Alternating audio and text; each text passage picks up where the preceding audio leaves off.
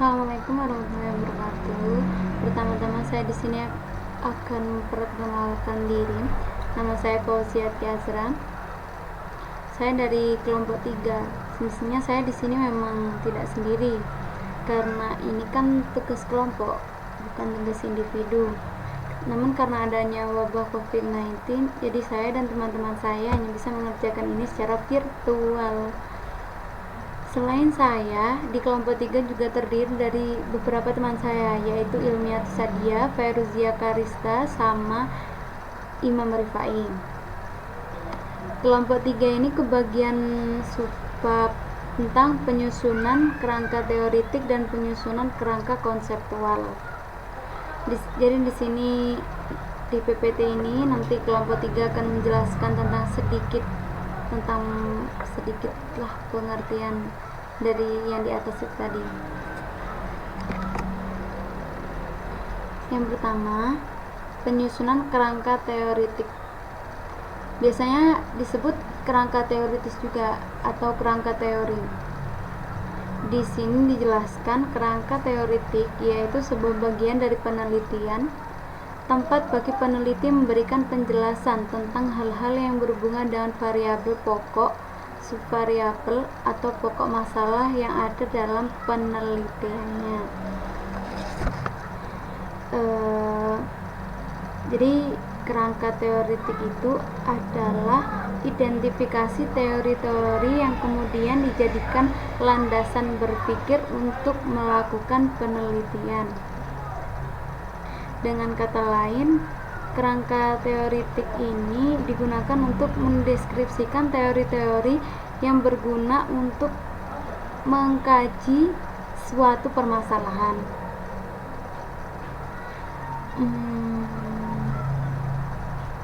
Kerangka teori ini dijabarkan dan disusun berdasarkan tinjauan pustaka dan merupakan suatu bingkai yang mendasari pemecahan masalah serta untuk merumuskan hipotesisnya. Jadi kerangka teoritik ini sangat penting dalam sebuah penelitian. Selanjutnya ada tujuan dan fungsi kerangka teoritik. Yang pertama, memprediksi jawaban atas permasalahan penelitian. Yang kedua, menjelaskan mengenai hubungan antara konsep dan variabel. Atau yang ketiga, berbagai penjelasan mengenai gejala yang ada. Jadi itu tadi apa sih yang dimaksud tentang kerangka teoritik dan apa saja tujuan atau fungsi dari kerangka teoritik itu sendiri. Landasan kerangka teoritik. Jadi ada 7 landasannya. Yang pertama adalah ketepatan. Artinya ketepatan itu sumber yang dipilih sesuai dengan derajat kesesuaian antara masalah dan sumber pendukungnya. Yang kedua adalah kejelasan, di mana penulis memahami masalah atau variabel penelitian. Nah, kejelasan ini sebagai sifat variabel yang berhubungan dengan the nature of the substance tersebut perlu dikupas secara mendalam. Yang ketiga adalah empiris atau alamiah. Nah, empiris atau amalia ini dengan temuan aktual atau dengan temuan lapangan. Yang keempat adalah kemuktahiran. Kemuktahiran itu terkait dengan pengutipan dari sumber-sumber yang terbaru atau biasa disebut dengan up to date. Yang kelima adalah relevansi, yaitu terkait dengan kutipan yang berhubungan dengan variabel dan hipotesis yang sedang menjadi perhatian peneliti. Yang keenam adalah organisasi. Organisasi ini berkaitan dengan keberadaan kajian pustaka atau literatur itu disusun secara baik yang mencakup pendahuluan, bagian, dan ringkasan. Penataan atau penyusunan tata tulis dilakukan secara sistematis. Yang ketujuh adalah meyakinkan. Meyakinkan ini berkaitan dengan apakah kajian pustaka itu membantu peneliti atau penulis memahami benar masalahnya sehingga mampu meyakinkan orang lain. Nah, seperti itu. Nah, selanjutnya di sini saya ada subbab tentang teknik penyusunan kerangka teoritik. Yang pertama ada 6 tekniknya. Pertama, memuat uraian sistematis tentang hasil-hasil penelitian terdahulu dan berhubungan dengan penelitian yang akan dilakukan. Yang kedua, fakta yang dikemukakan harus diambil dari sumber aslinya. Yang ketiga yaitu semua sumber yang dipakai harus disebutkan dengan mencantumkan nama penulis dan tahun terbitan. Yang keempat adalah landasan teori dapat berbentuk uraian kualitatif, model matematis, atau persamaan-persamaan yang langsung berkaitan dengan bidang ilmu yang diteliti. Yang kelima adalah membatasi masalah penelitian. Yang keenam adalah menemukan arah baru penemuan. Nah, selanjutnya di sini saya akan mencontohkan kerangka teoretik. Kerangka teoretik itu berikut ini adalah contoh penelitian. Contoh judulnya itu kualitas pengelolaan kelas ditinjau dari latar belakang pendidikan dan pengalaman mengajar guru sekolah dasar. Nah, untuk dapat menyusun kerangka teori ini dari judul di atas ini, maka peneliti terlebih dahulu harus menentukan pengertian-pengertian yang tergandung dalam judul tersebut. Nah, salah satunya yaitu kualitas pengelolaan kelas. Jadi kita harus meneliti bagaimana pengelolaan kelas tersebut karena itu sangat mempengaruhi siswa dalam kelasnya. Jadi itu pengelolaannya bagus atau bagaimana. Yang kedua adalah latar belakang pendidikan guru. Latar belakang pendidikan guru juga penting untuk diteliti karena itu sangat mempengaruhi bagi siswa ya, karena latar belakang pendidikan guru juga mempengaruhi bagaimana cara mendidik di siswanya. Yang ketiga adalah pengalaman mengajar guru. Nah, di sini kita cari pengalaman pengajar guru itu gimana pengalamannya, itu juga sangat mempengaruhi sistem kerjanya pada mengajar dalam siswa. Yang keempat adalah pengaruh latar belakang pendidikan guru terhadap kualitas pengelolaan kelas.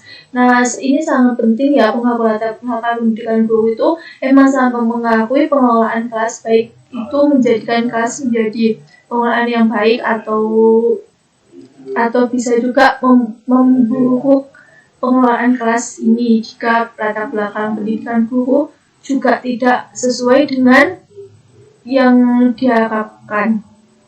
Yang kelima yaitu pengaruh pengalaman mengajar guru terhadap kualitas pengelolaan kelas. Ini juga penting, baik itu pengelolaannya baik atau tidak, itu juga penting kita teliti dalam penyusun kerangka teoretik. Nah, selanjutnya yaitu penyusunan kerangka konseptual yang akan disampaikan oleh teman saya. Baiklah, di sini saya akan menjelaskan tentang penyusunan kerangka konseptual. Nah, di sini yang saya akan jelaskan ada 3 bagian, yaitu dari pengertian dari kerangka konseptual, manfaat dan tujuan, kemudian landasan kerangka konseptual. Nah, sekarang saya akan menjelaskan tentang pengertian dari kerangka konseptual. Sebelum saya menjelaskan tentang kerangka konseptual, saya ingin menjelaskan tentang apa sih pengertian dari kerangka itu sendiri. Nah, kerangka adalah garis besar suatu gejala atau kejadian yang akan dibuat dalam sebuah laporan lengkap dan resmi. Nah, ketika digabungkan dengan kata konseptual, maka pengertiannya menjadi suatu hubungan ataupun kaitan yang terjadi antara konsep yang satu dengan konsep yang lainnya yang berasal dari masalah yang akan diteliti. Seperti itu. Kemudian ada beberapa ahli yang menjelaskan tentang ciri-ciri dari kerangka konseptual itu sendiri. Nah, di sini saya mengutip dari Umasekaran.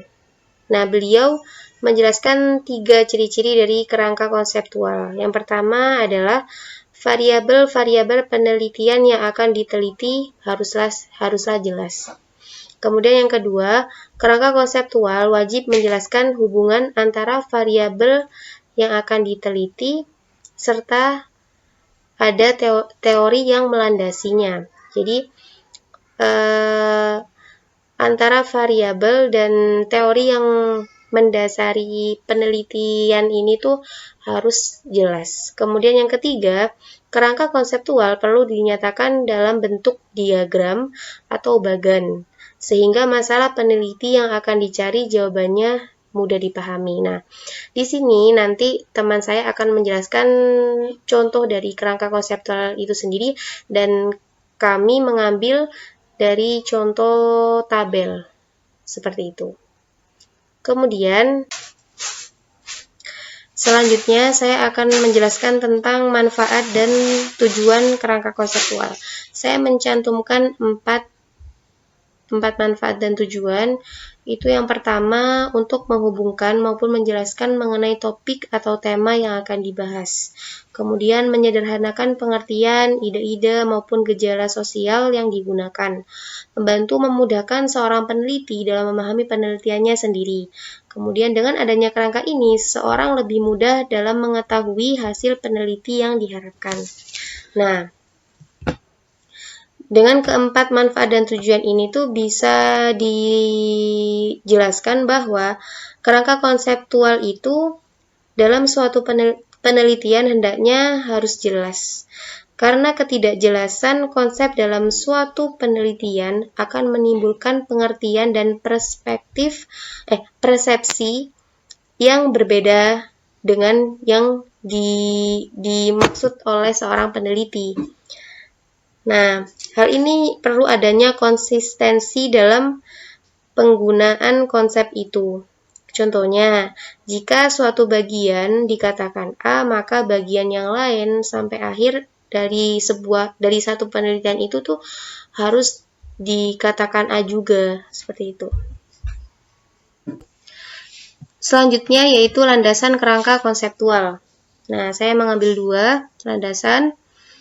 Yang pertama yaitu peneliti harus berpikir secara induktif, terkonsep, analisis teori, premis yang memiliki hubungan dengan masalah yang akan diteliti itu. Nah, berpikir secara induktif itu seperti apa? Nah, di sini proses berpikir secara induktif itu yaitu berpikir untuk menarik kesimpulan berupa prinsip atau sikap yang berlaku secara umum. Nah, di sini itu kerangka konseptual itu bisa diartikan sebagai penarikan kesimpulan gitu. Sebelum kita menarik kesimpulan itu, kita harus memahami kerangka konseptual dalam sebuah penelitian, seperti itu. Kemudian yang kedua, dengan merumuskan masalah serta menentukan tujuan masalah penelitian, nah maka digunakan dasar sintesis dari analisis dengan menggunakan cara berpikir secara kreatif dan inovatif, seperti itu. Jadi seorang peneliti juga harus dan mampu berpikir secara kreatif dan inovatif sehingga penelitiannya itu bisa dipahami dan bisa dinikmati oleh orang yang membaca dan oleh dirinya sendiri, seperti itu. Baik, nama saya Imam Difai. Saya akan melanjutkan materi tentang kerangka konseptual, yaitu teknik penyusunan kerangka konseptual. Dalam teknik penyusunan kerangka konseptual, yang pertama harus menyeleksi definisi konsep. Yang kedua, harus mengembangkan pernyataan hubungan. Lalu yang ketiga, mengembangkan konsep dalam gambar atau kerangka yang meliputi: 1. Disesuaikan dengan pernyataan masalah. 2. Menjelaskan hubungan masalah dengan variabel yang lain. Lanjut, lalu untuk contoh kerangka konseptual. Di sini saya mengambil contoh tentang bisnis cafe, yaitu keberlanjutan dari bisnis cafe. Yang pertama, kita harus disepakati dulu bahwa harus membedakan variabel. Di sini yang diteliti yaitu tentang pemiliknya. Jadi harus membuat variabel yang berhubungan dengan pemiliknya, pengelolanya, bukan dari konsumen atau pembelinya. Lalu bagaimana bisnis ini bisa bertahan? atau bisa maju. Yang pertama, dan ini adalah penerapan dari manajemennya. Nah, sebuah bisnis akan berlanjut apabila dikelola dengan baik. Nah, bagaimana penerapan manajemen bisnis ini bisa baik? Nah, penunjangnya yang pertama yaitu kualitas SDM dari pengelolanya itu. Nah, apabila kualitas SDM dari pengelolanya ini baik dan pintar, maka sebuah bisnis itu akan berlanjut dan akan maju dan akan bisa membuat usaha ini dikelola dengan baik. Lalu bagaimana penerapan manajemen ini bisa baik? Yang kedua adalah dengan adanya dukungan fasilitas. Ya, fasilitas ini bisa menunjang adanya pengelolaan manajemen yang baik. Kalau fasilitasnya bagus, maka penerapan manajemen ini akan lebih baik pula. Nah, untuk di sini yang akan dibedah itu dari sisi pengelolanya atau dari pemilik dari kafe itu, bukan dari konsumen atau pembelinya. Nah, di sini bisa diambil judul bahwa yaitu analisis kualitas sumber daya manusia dan dukungan fasilitas terhadap keberlanjutan bisnis kafe melalui penerapan manajemen atau dari pengelolanya itu. Nah, mungkin cukup dari saya. Wassalamualaikum warahmatullahi wabarakatuh.